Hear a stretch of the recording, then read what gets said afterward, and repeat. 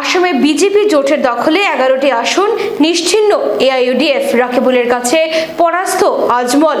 নগাঁও, যোরহাট, ধুবড়ী কংগ্রেসের। আসামে বিজেপি জোট 11টি আসন লাভ করেছে, অন্যদিকে 3টি আসনে জয়ী হয়েছে কংগ্রেস। নগাঁও, যোরহাট ও ধুবড়ী লোকসভা আসনে জয় হাসিল করতে সক্ষম হয়েছে কংগ্রেস। যোরহাট কেন্দ্রে 1,31,157 ভোটে বিজেপি প্রার্থী তপন গগৈকে পরাস্ত করেছেন কংগ্রেসের হেভিওয়েট প্রার্থী গৌরব গগৈ। এদিকে রাজ্যের সবচেয়ে high voltage seat Dhubri Lok Sabha আসনে এআইইউডিএফ সুপ্রিমো মৌলানা বদরুদ্দিন আজমলকে পরাস্ত করেছেন কংগ্রেস প্রার্থী রকিবুল হোসেন। প্রসঙ্গত, মৌলানা আজমলের পরাজয়ের মধ্য দিয়ে আসামে এআইইউডিএফ দল নিশ্চিহ্ন হলো।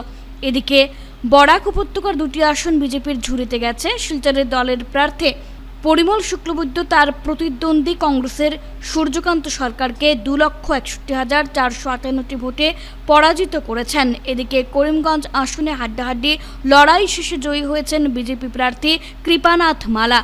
এদিকে লখিমপুর আসনে জয়ী হয়েছেন বিজেপি প্রার্থী প্রধান বড়ুয়া। বরপেটা লোকসভা আসনে জয়লাভ করেছেন অগপর ফণীভূষণ চৌধুরী। দরং উদালগুড়ি লোকসভা আসনে জয়ী হয়েছেন বিজেপি প্রার্থী দিলীপ শইকিয়া। ডিব্রুগড় আসনে জয় হাসিল করেছেন বিজেপি প্রার্থী সর্বানন্দ সানোয়াল। ডিফু সমষ্টিতে জয় পেয়েছেন বিজেপি প্রার্থী অমর সিং টিসু। গুয়াহাটি আসনে বিজেপি প্রার্থী বিজুলি কলিতা মেধি জয়ী হয়েছেন। কাজিরাঙ্গা আসনে জয়ী হয়েছেন বিজেপি প্রার্থী কামাখ্যা প্রসাদ তাসা। কোকরাঝাড়ে ইউপিপিএল এর জয়ন্ত বসুমতারি জয়ী হয়েছেন এবং নগাঁও লোকসভা আসনে শেষ হাসি হাসলেন কংগ্রেস প্রার্থী প্রদ্যুৎ বরদলৈ। শোনিতপুরে বিজেপি প্রার্থী রঞ্জিত দত্ত জয়ী হয়েছেন।